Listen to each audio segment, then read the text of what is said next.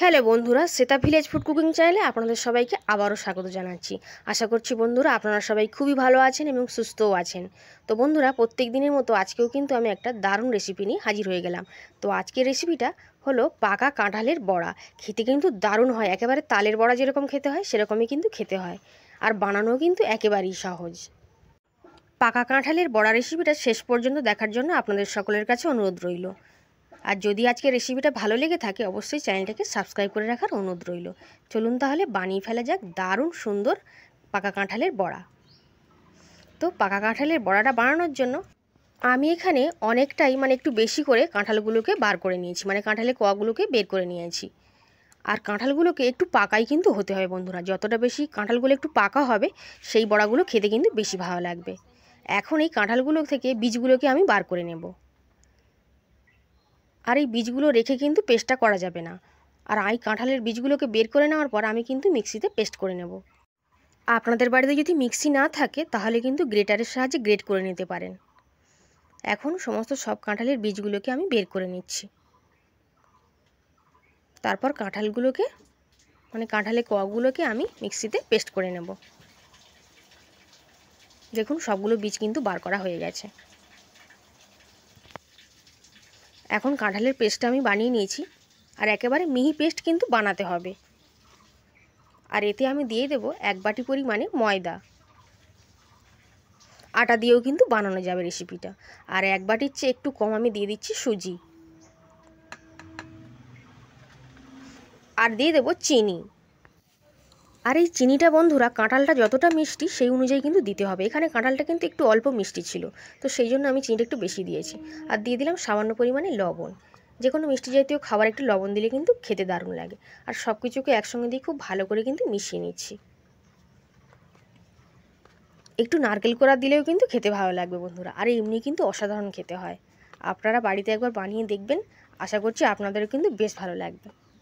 এখন দেখুন খুব ভালো করে আমি মিশিয়ে নিয়েছিলাম। আপনারা হাত দিয়েও মিশিয়ে নিতে পারেন, আমি এখানে একটা চামচ দিয়ে মিশিয়ে নিয়েছি। আর এখন একটুখানি কালো জিরে দিয়ে দিলাম। আপনাদের না পছন্দ হলে নাও দিতে পারেন, বা মৌরিও দিয়ে দিতে পারেন। কালো জিরেটা দিয়ে খুব ভালো করে আর একবার মিশিয়ে নিচ্ছি।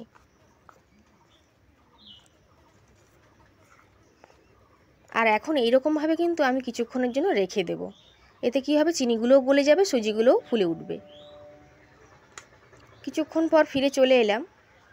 দেখুন ব্যাটারটা কিন্তু এখন অনেকটাই ঘন বলে মনে হচ্ছে। এখন আমি চামচটা তুলে নিচ্ছি, আর হাত দিয়ে খুব ভালো করে একটু ব্যাটারটা বুঝে নেব বা দেখে নিচ্ছি একটু খুব ভালো করে। এইরকমই কিন্তু ব্যাটারটা একটু চটচটের মতনই কিন্তু হবে। চটচটে হয়েছে বলে কিন্তু বন্ধুরা ময়দা আর একটু মিশিয়ে দেওয়ার দরকার নেই, এরকমই কিন্তু হবে। আর এখন বড়াগুলো ভাজতে চলে যাব, সেই জন্য কড়াইতে তেল দিয়ে দিয়েছিলাম। দিয়ে বড়াগুলোকে অল্প অল্প করে দিয়ে দিচ্ছি। আমি বড়াগুলো এরকম ছোট সাইজেই বানাবো, আপনারা যদি একটু বড় বানাতে চান তো বড়ও বানিয়ে নিতে পারেন। আর গ্যাসের ফ্লেমটা কিন্তু হালকা রেখেই কিন্তু বড়াগুলোকে ভেজে নিতে হবে। আর প্রথমে গ্যাসের ফ্লেমটা একেবারে লোতেই রাখতে হবে, শেষের দিকে গ্যাসের ফ্লেমটা বাড়িয়ে দিতে হবে।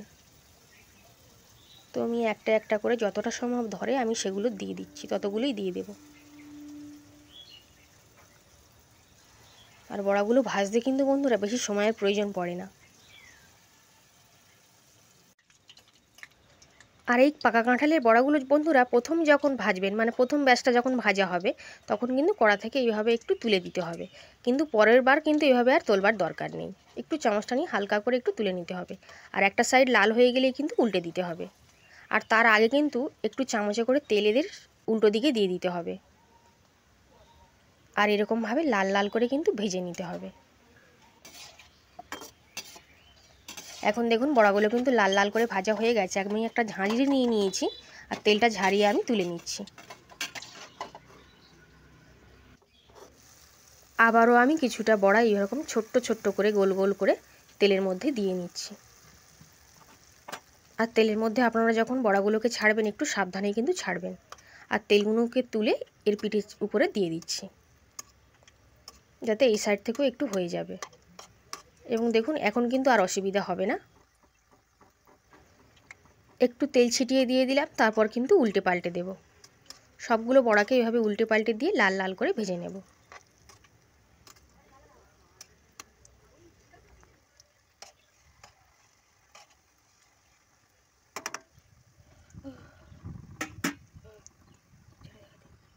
এখন কিন্তু বড়াগুলো লাল লাল করে ভাজা হয়ে গেছিলো, তো আমি একটা ঝাঁঝরি নিয়ে নিয়েছি। যেগুলো একটু বেশি লাল হয়ে গেছে সেগুলো কিন্তু আমি তুলে নেব, নইলে কিন্তু এগুলো বেশি লাল হয়ে যাবে এবং দেখতে ভালো লাগবে না। আর বাকিগুলোকেও তুলে নিচ্ছি। এইভাবে আমি সব বড়াগুলোকেই কিন্তু ভেজে নিয়েছি আর একটা প্লেটের মধ্যে সাজিয়ে নিয়েছি। এখনও আরও অনেকটা রয়েছে, তো প্লেটে আর ধরেনি, যতটা ধরেছিল আমি সাজিয়ে নিয়েছি। কত সুন্দর দেখতেও লাগছে দেখুন, আর খেতেও তো বন্ধুরা ভীষণ সুন্দর হয়। আর বন্ধুরা পাকা কাঁঠালের খুব সুন্দর একটা স্মেলও কিন্তু আসছে এই বড়াগুলো থেকে, যেটা কিন্তু খুবই অসাধারণ লাগছে। যেমন পাকা তালের বড়া করলে যেরকম সেন্ট আসে, পাকা কাঁঠালের বড়া থেকেও কিন্তু কাঁঠালের সেন্টই আসছে। তো যাই হোক, বড়াগুলো কত সুন্দর হয়েছে দেখুন, খুবই নরম এবং তুলতুলে। আর ভিতর থেকেও আমি একটাকে ছিঁড়ে কিন্তু দেখিয়ে দেবো আপনাদেরকে। আশা করছি আজকের পাকা কাঁঠালের বড়া রেসিপিটা আপনাদের বেশ ভালো লেগেছে। আর ভালো লাগলে অবশ্যই কিন্তু আপনারা এরকম বড়া বাড়িতে বানিয়ে খাবেন। আর অবশ্যই লাইক করবেন, শেয়ার করবেন এবং কমেন্ট করে জানাবেন যে কেমন লেগেছে। এখন একটাকে ছিঁড়ে আমি দেখিয়ে দিচ্ছি যে ভিতর থেকেও কতটা সুন্দর হয়েছে দেখুন, কোনো রকম কাঁচা কিন্তু নেই, একদম জালিদার হয়েছে। তো আমি আর একটাকেও দেখিয়ে দিচ্ছি। আর এই বড়াগুলো একবার বানিয়ে বন্ধুরা আপনারা অনেক দিন ধরে রেখে কিন্তু খেতে পারবেন। খুবই সুন্দর হয়েছে। আজকে তাহলে আসলাম।